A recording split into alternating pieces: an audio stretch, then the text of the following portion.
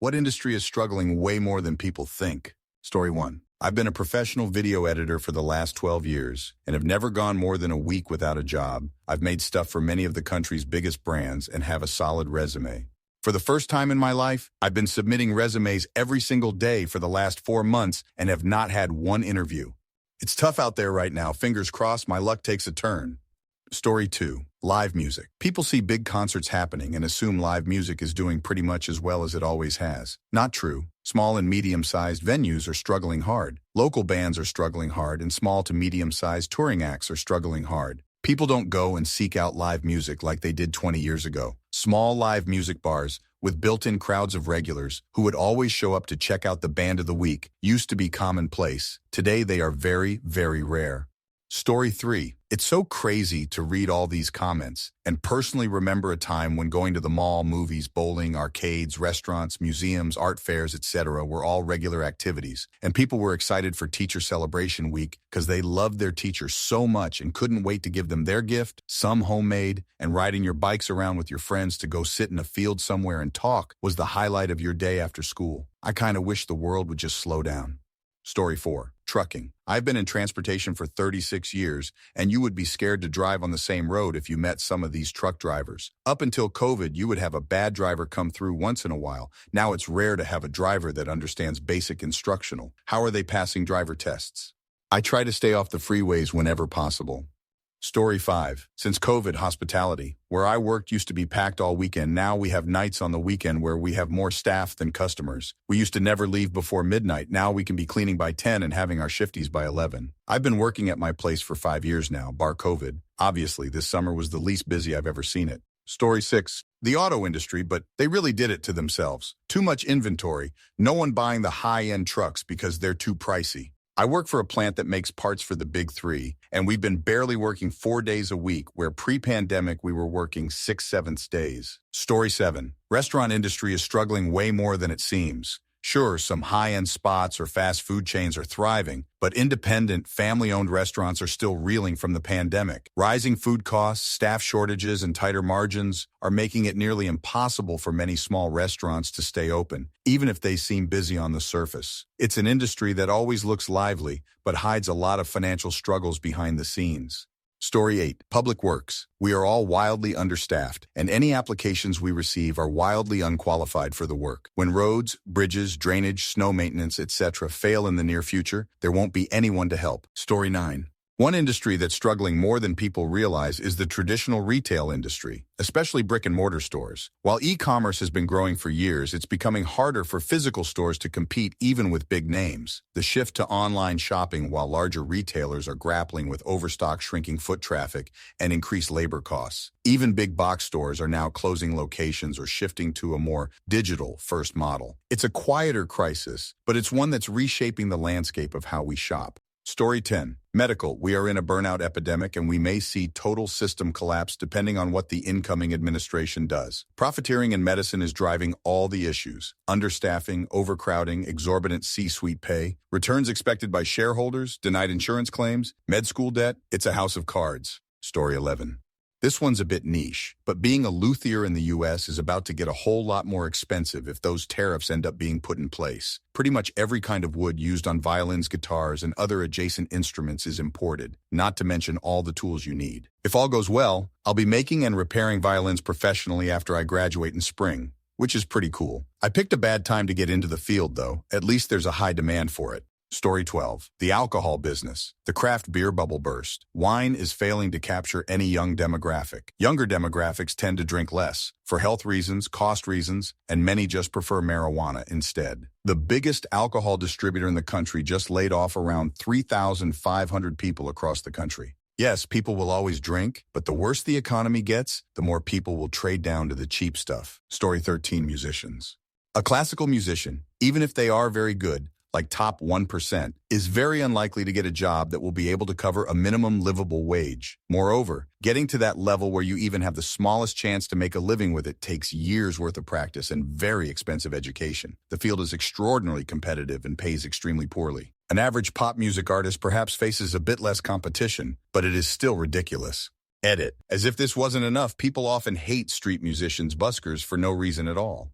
Story 14, TV film I work it out in the industry. Production is down 7% worldwide. North American production hubs such as Los Angeles, New York, New Mexico, Atlanta, Toronto, and Vancouver have been dead since the strikes of 2023. Fewer commercials being shot as advertisers turn to influencers to sell their products. Streaming doesn't make money. Linear TV is dying, and box office is literally hit or miss, which is why it's a string of reboots and sequels as studios are afraid to spend big on new IP only to have it fail. They go with what's familiar. People claim they want original and then either don't go see original or it gets review bombed for something stupid and never gets a chance. Hundreds of thousands of industry tradespeople like me, who aren't millionaires, have been out of work for over a year, and no one cares if we lose our jobs, and many are rooting for it. Story 15. In the U.S., retail pharmacies are struggling. Pressure from big box retailers like Walmart and Target. Pressure from online merchants like Amazon. Pressure from decreased insurance reimbursements for prescriptions. Shrink from high theft. Check the stocks of CVS, Rite Aid, or Walgreens if you don't believe me. Story 16, AI. Or at least I think it'll become the next .com crash. There's a lot of hype around AI. People are talking about it. Marketers are doing cartwheels, singing the praises of their company's latest low-quality AI solution. They're trying to shove AI in your face, but how many of these companies are actually making money with it? Besides NVIDIA, that is. They're like selling shovels and picks to the gold miners. Story 17. The hair industry is starting to really suffer as the cost of supplies and living go up, yet wages aren't increasing. Yeah, people always need their haircut, but root touch-ups are our bread and butter, and people can't afford to get it done anymore. I got out of the industry a few years ago, but my fellow stylists are really suffering. People just can't afford to get their hair done anymore. Story 18. Maybe a surprise, but much of the tech industry is in a failing spot, or at least on the decline. Especially in commodity tech, app dev, web dev, people just don't want to spend money right now. In larger tech companies, we've seen huge layoffs year over year, Google, Intel. Also, everybody and their brother wants their own AI-focused tech startup, so the mid-sized companies' clients are being scalped. The AI bubble is likely to burst soon, though maybe not as spectacularly as the .com bubble. We're going to see many places who are pushing AI as a trend go out of business. The silver lining is that the IT side of tech is stronger than ever, with companies needing continued support in the digital age. Story 19. The TV industry, all over the world. Lots of reasons why and how, but mainly TV was always financed by advertisers, and they are moved to online. Broadcast TV will be talked about like the fax machine or tapes in less than 5 years. Yeah, I worked in TV. I'm packing up my last things today and tomorrow, after having had to close down my company, was internationally represented. After 15 years. Story 20. Childcare. I never realized how bad it was until I was presented with an opportunity to watch Make a Circle, which is a documentary based on the struggles childcare providers have been faced with, especially in recent years, and the difficulties they had faced during COVID. I don't have kids, but I think we should be doing more for them than we have been. Children are our future. The people who care for them shouldn't be earning less than minimum wage with no paid leave, healthcare, or retirement. Story 21. The print media industry, particularly magazines. Remember growing up with stacks of various mags at home or in the waiting room of every office? These days it's a fading memory. It's not just about content moving online, but the whole culture of leisurely flipping through a glossy magazine is being lost to quick digital consumption. And with it, a whole industry of writers, photographers, editors, and print professionals are seeing their field constrict by the day. Story 22. Therapy. Why? Expensive to be a therapist. Don't get paid enough to be a therapist. Education and legal requirements steer people away from the profession. It's hard to do therapy with people in the current climate. How can you argue with real issues? Too much demand, too little outreach for therapists. Mental illnesses are on the rise and fast, but no one's pushing for changes in the mental health profession. Lots of unethical business going around. Story 23. Recreational sailing, at least here in the U.S. Boats are already expensive, but now exclusively are made for the ultra-rich luxury crowd. Small boat sailing has nosedived since the 90s, though there are glimmers of hope with increased youth participation. Story 24. Musicians/artists. The middle class in general has been gutted over the last 20 years, and they were the first-line supporter for independent artists. So many smaller mom-and-pop venues were crushed during COVID and either transitioned away from live music or closed entirely. You will still see a lot of people pushing their craft, but working-class full-time artists in every medium have almost disappeared.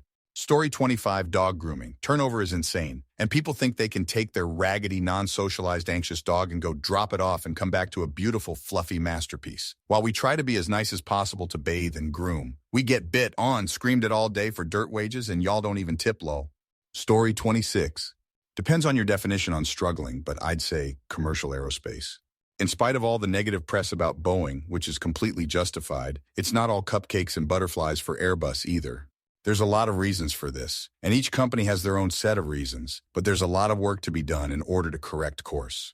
Story 27. Can't believe I haven't seen this yet, but the hair or beauty industry. As a whole, people have less disposable income. Product prices are skyrocketing for us professionals. And then there's all the people that would rather listen to TikTokers. Normally this time of year really picks up being so close to the holidays. Even being in a high-traffic salon, I've only had 5 haircuts for the whole week. It's nuts.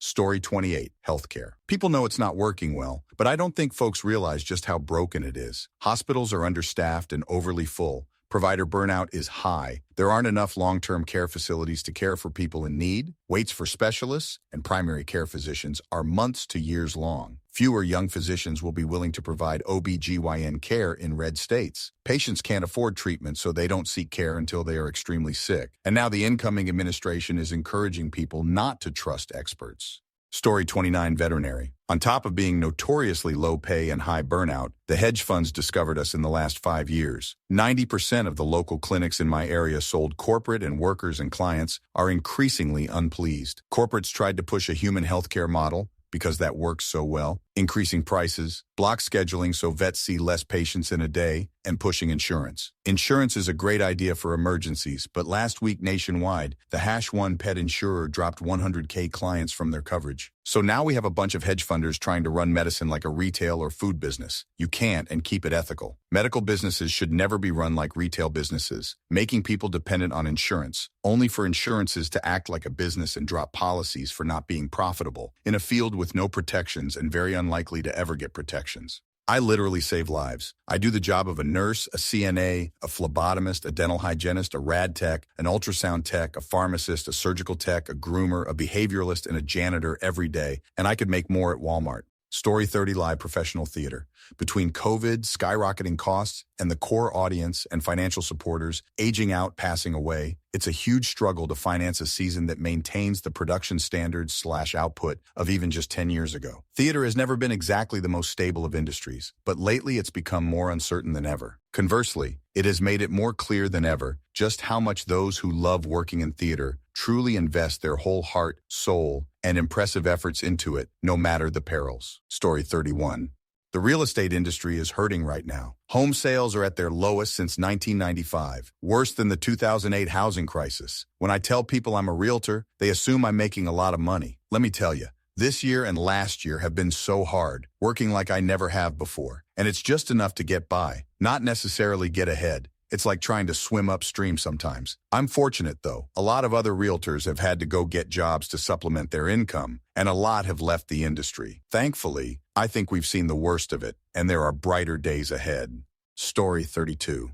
Chemical manufacturing, specifically plastics. I work in a chemical plant as an operator. We were told that there is a manufacturing recession going on, and it's caused by many factors that would take way too long to cover. You may think that a recession concerning plastic is a good thing, and to an extent it is. Less plastic being made isn't the problem, though. The problem is that many of those companies also make other chemicals that you use every day, and they are losing money because they aren't selling as much plastic. Story 33, helium balloons. The Republicans deregulated the helium market and prices skyrocketed and quality has gone way down. You know how you were not supposed to breathe helium to make your voice sound funny, but people did it anyway. Really don't do it now. Helium is way less pure than it was just a few years ago.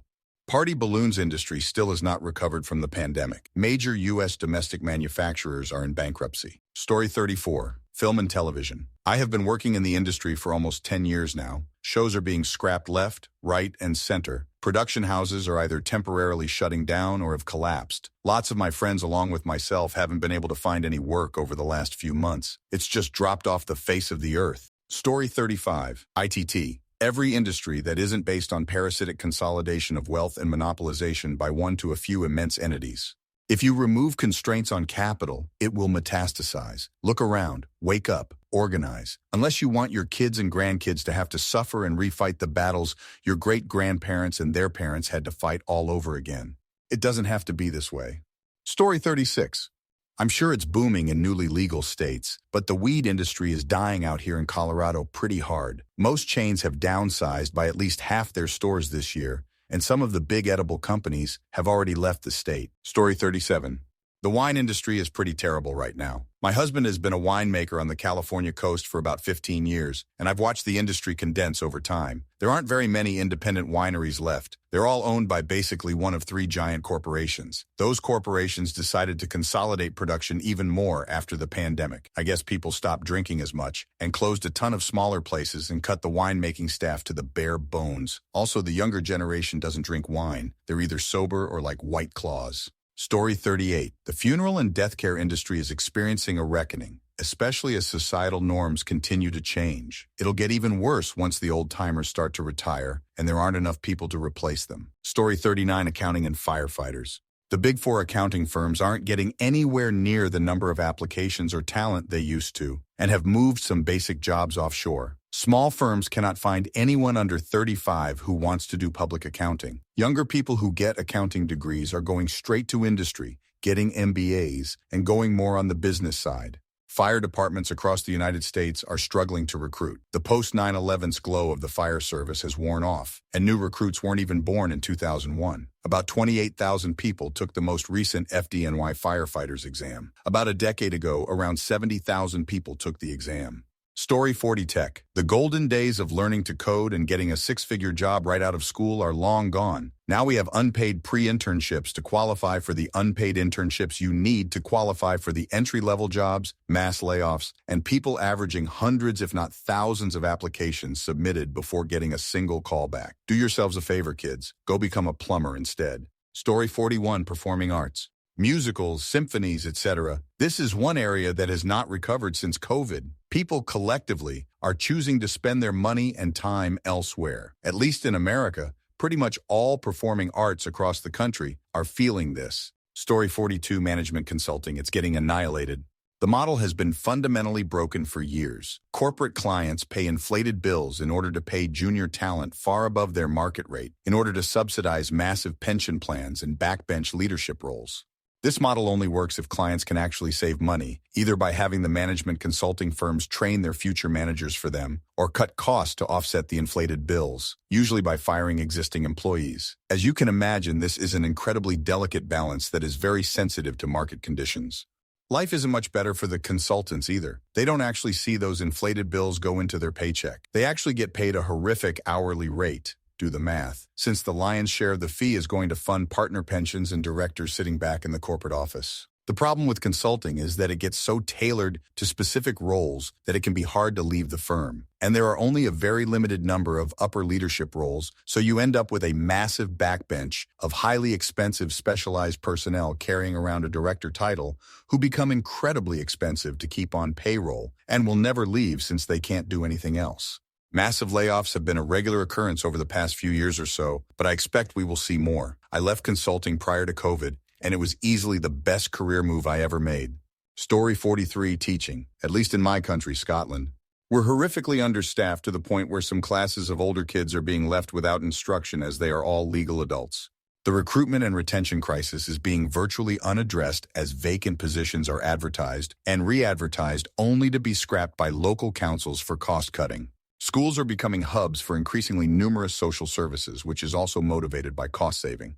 Violent and dangerous kids are no longer removed from the schools in any capacity. Again, a 1-2 punch of cost saving and inclusion, no matter the social cost and risk. If schools were honest about how much stress-related absence and straight-up vacancies there were, they would need to close schools due to lack of staff to cover classes. Story 44. TLDR at bottom because I am unmedicated ADHD and can't shorten my yapping as a result. Customer service, client services positions. Higher-ups at companies want to cut costs as much as possible, and a lot of them are doing that by cutting the amount of customer-facing staff that they have. There are so incredibly few people working in those positions for basically every company, both for profit and nonprofit, so they get overworked and underpaid, usually minimum wage or just barely above, to a point where they can't do it anymore, and quit. But then they can't find another job because all of these companies are cutting costs so much in that area that they aren't hiring.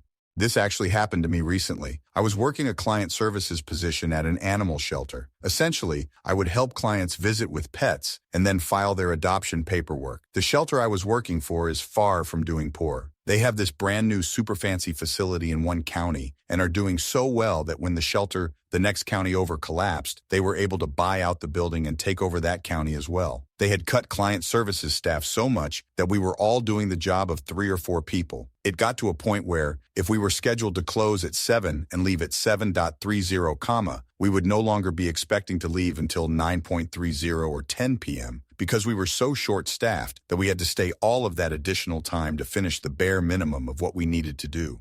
Hit the fan when a couple of animal care staff people quit due to one of the managers, and the requirements for hiring for that position were so high that nobody was applying. So they wanted us in client services to do animal care's job as well. They wanted this even though we were already so short that we were doing the jobs of 3 or 4 people each. More than half of us ended up leaving, and I have been searching for a job for literal months. And since the same thing is going on basically anywhere else, I wasn't able to get a position after more than 120 full-time applications. It's so bad that I'm opting instead to go into debt by going back to uni for a bachelor's degree, with the hopes that a fancy new degree and some time for the job market to change will allow me to get a position later. Because even though it means I will be going into debt that I have to pay off later, it will be a much faster solution to my financial problem. TLDR, due to companies intentionally short staffing locations and also paying minimum wage, people are quitting the customer client service industry and having nowhere else to go to since there are basically no jobs for that exact same reason. This is resulting in the amount of staff working those positions decreasing over time,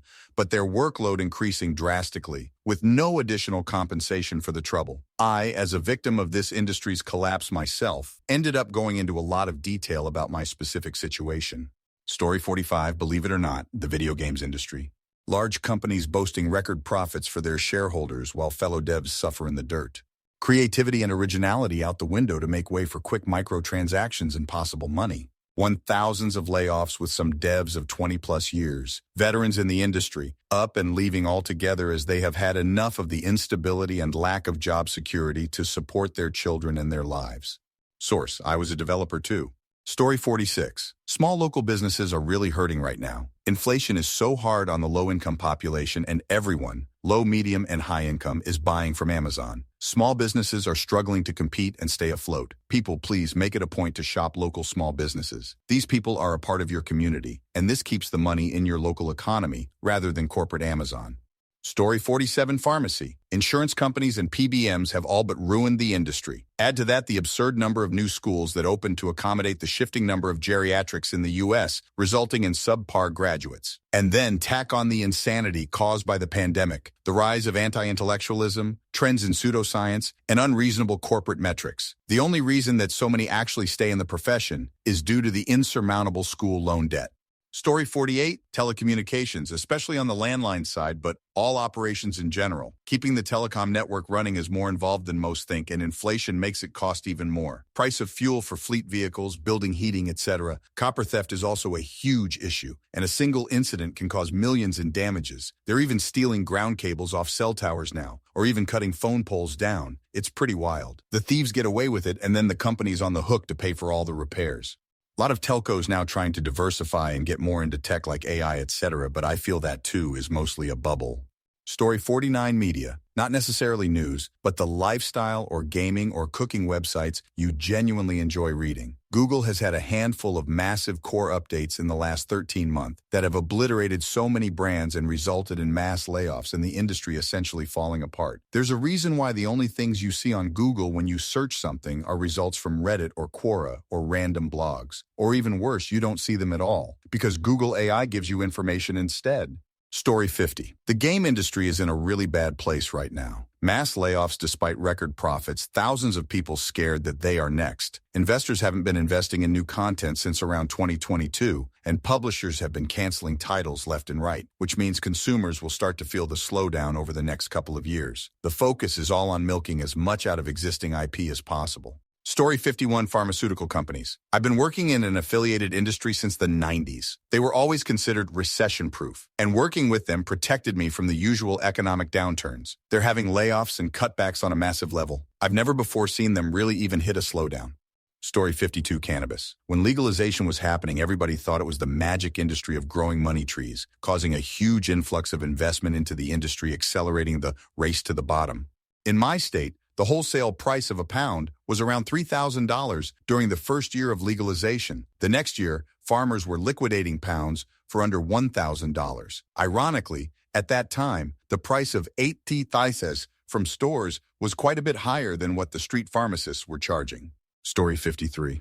I'd love to hear more non-American takes. Right now, all of these comments seem America-focused. For me, I'd say education. Here in Korea, if you're outside of Seoul, you're pretty much screwed. A lot of schools are closing down because they just don't have enough new students enrolling. On top of that, teachers are offing themselves because of abuse from students and their parents. So, low birth rate plus abuse equals no more education. Story 54. Food service. For most, unless you're working corporate and instead work for a local mom-and-pop operation, most don't have any benefits at all, and the hours can be grueling. It has been normalized to work 5 to 6 days a week for 12 to 15 HRS a day sometimes. Burnout is real. Most of my fellow industry friends have either left or are leaving for lower-impact jobs with better pay and benefits. Story 55, we should do a thread on what industry isn't struggling RN. It'll be faster.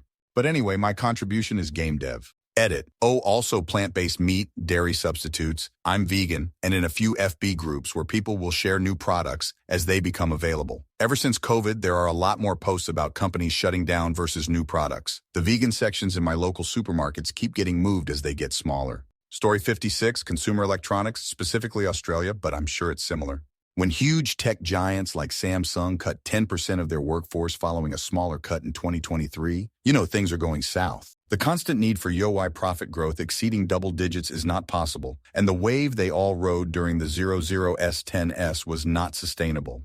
Pretty everyone bar Apple is going to have a tough time over the next few years. Raising prices has an effect on your consumers, and it's coming home now. Story 57. The U.S. military, specifically the enlisted ranks. Recruiting is at an all-time low, as a large portion of young people do not qualify to join up. Be it physical, mental, emotional, or whatever factor involved, the numbers just aren't there. All the rhetoric about should women be legally required to sign up for the selective service is just an academic argument if the ranks are already unable to meet standards. Story 58. I'm sure others have and will say healthcare, but here's my take. I was going to school for my teaching master's and was working at an accounting firm in the late 90s. I watched as all these business interests bought up not-for-profit hospitals hoping to make a quick buck. They thought if corporations run the hospitals like other types of businesses, the profits would come pouring in. Well, it hasn't worked out like that. These hospitals are now losing money left and right. I see a whole lot of them closing their doors over the next few years, and that's going to leave the American people in much worse shape than ever before.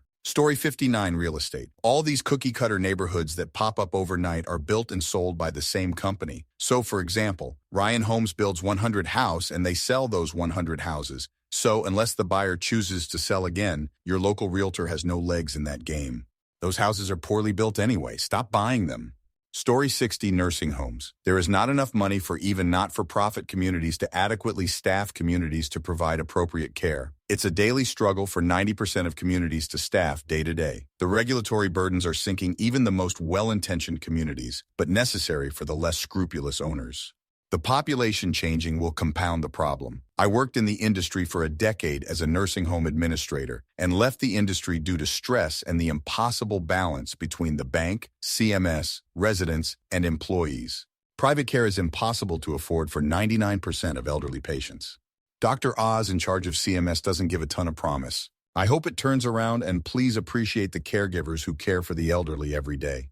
Story 61, animation. Almost every colleague is out of work, or has been for over a year. When we would get notes from studio executives, we used to joke that one of the notes would be, just push the animate button on your keyboard. With AI, that button is now real, and it's destroying careers of artists and those that manage and coordinate the production flow. Story 62, licensed water and wastewater professionals for public drinking water and sanitary systems. They require well-rounded individuals who can seamlessly transition from running tests in a lab to repairing pumps and are very dirty jobs. They also require rigorous classwork and licensure that vary state to state and can be very difficult to obtain, part of which is also employment within a particular system for certain periods of time. Finding people who have the mechanical, technical, and mental abilities to perform the job and who want to get dirty and work in all conditions, all hours of the day, is nearly impossible. Our municipalities and public systems are struggling. Story 63. Not sure why I'm not seeing it listed, but IT. People always see it as a stable job, but the software development industry especially is getting absolutely slaughtered right now. I'm fortunate enough to have a job, but it's very low paying for my field. I make half of what I should in my area, and new people get to negotiate their starting pay, since they couldn't get people to apply. So they make just as much as me, who has been there for over 12 years. Obviously, I'm looking for a new job. My resume is great. In the past, it's landed me multiple rounds of interviews at some top places, which sadly I never made it past round 4 or 5, but still, I know the resume is good. Now though, I don't get calls from anyone I apply to. Nothing. I know a large part of it is because so many people more qualified than me are now in the job pool, but also there's a huge trend of posting ghost jobs. Also, if you're HR and you post ghost jobs, I hope karma gets your ass. There's no valid justification for it, ever, and people waste hours tailoring a resume to your job only for it not to actually exist. Story 64. Honestly, as much as Reddit is not gonna like this, landlords, recent tax, insurance, utility, and maintenance costs have gotten out of control. My friend owns a property management company, and he says they have hundreds of owners who have owned for 10, 15 years that are either just breaking even or losing money now. Rent has gone up 20% in the past 24 months in my area, and he said that for most owners, that doesn't even cover the cost of the tax and insurance increases. This may not be true everywhere, but in the Midwest, it definitely is. Story 65. Construction. A lot of people have the wrong idea about what it's actually like, and commercial and industrial construction in the U.S. is about to face a massive problem. There aren't nearly enough people to replace the people retiring. You can't really import labor from overseas or across the border to do it correctly. People have tried and it just doesn't work. Also applies to everything peripheral to construction: maintenance, system analysis, engineers, safety people. Wait times to get projects going or finished are going up every year. Story 66. Teaching and education. In NYS, COVID money is finally going away, leading to huge budget deficits, especially for smaller rural districts. Positions are being cut dramatically, kids are losing even more opportunities, and class sizes are increasing due to less teachers. In addition to this, we're seeing decreasing literacy scores and college and career readiness. Teachers' pay is also not lining up with inflation costs, and due to this, among other education issues, qualified. Good teachers are leaving the field in search of more money, less work, and better opportunities. I am a believer that we are moving in the opposite direction we should be, and we will be paying the price in the near future. Story 67. 1. I think people haven't mentioned yet is the power generation industry. With crazy spikes in demand in the last 10 years and predicted in the next 10 years, mainly data centers, rising cost of natural gas, a lot of coal plants being retired, and rising costs/lead times of key components like transformers, you can't replace old generation fast enough while keeping up with the new load demand. Story 68. Basically all of them. We are approaching a complete economic collapse because all these companies are pricing themselves right out of business. Customers keep going down because of high prices and low wages, so companies cut jobs and raise prices more to compensate, so sales go down even more, and it keeps repeating. Even companies that have almost complete monopolies like CVS on pharmacies are still in the toilet because their business model of buying up and closing every independent pharmacy and jacking up prices has made them unreachable and unaffordable. Tech is basically the only industry that's not completely in the mud right now, and that's only because of AI and advertising firms. There is a point where jobs can't be cut more, and prices are so high that there are no buyers, at which point all those lines are going down, and they won't stop. Story 69. Not struggling per se, but as someone else stated about linemen, compressed air technicians. All the older experienced folks are retiring. I started at 20 and I'll be 34 in January. We have one dude who is 22. The others are my age and up. It's tie work sometimes, but it pays well and it's rewarding. Story 70. The resale industry. Think about it. People are blaming resellers for prices at thrift stores going up, when in reality, inflation, just every business in a physical location, because there's all the expenses that go into keeping that location open. I'm looking at you, the Goodwill gets it for free. So why isn't it a penny? Inflation doesn't affect them, crew. Inflation causes operating expenses to go up, so resale stores have to increase their prices. Those that don't slowly go under until they're forced to close. However, the downside is people aren't going to want to buy the used items at that higher price, So you need to find a balance. Some items it ends up being fine, while others it's obviously just a cash grab. Looking at you, Goodwill, trying to sell a fake Gucci for $400. The prices of items at the resale stores goes up, so therefore online resellers who use thrift stores as their suppliers suffer as well, which is when you get people like that one lady who was trying to resell Dollar Tree Valentine's candy buckets for $35 on Etsy. Story 71. I see paramedics and people who work in the healthcare industry working absolute bonkers hours. Yes, they make decent money, but they have to be worn to the bone. I think our healthcare industry workers are struggling more than we know, and the challenges we would face if many of them decided to either work less or outright quit would be monumental on our societies. Story 72. Hospitality. My sister Abe, her husband, have run 3 well-respected restaurant pubs, high-end of mid-tier, low-end top-tier. They moved location, and he temporarily delivered parcels whilst they searched for a new venue. This is his, they looked. Last time they hiked a few hundred miles of coastline to find what they wanted. After a month, he realized he was making more money in the bank delivering parcels for fewer hours, so, whilst he is not delivering parcels, they decided to change careers. Story 73. School teachers. Nearly 90% of schools struggle to hire educators now, partially due to low pay and our gov cutting funding for schools every year, no matter which president is in office. By now, everyone has seen something on social media about some teachers having to buy their students' school supplies out of their pocket, which doesn't happen in other professions. No doctors are having to pay for their patients' gowns and medications.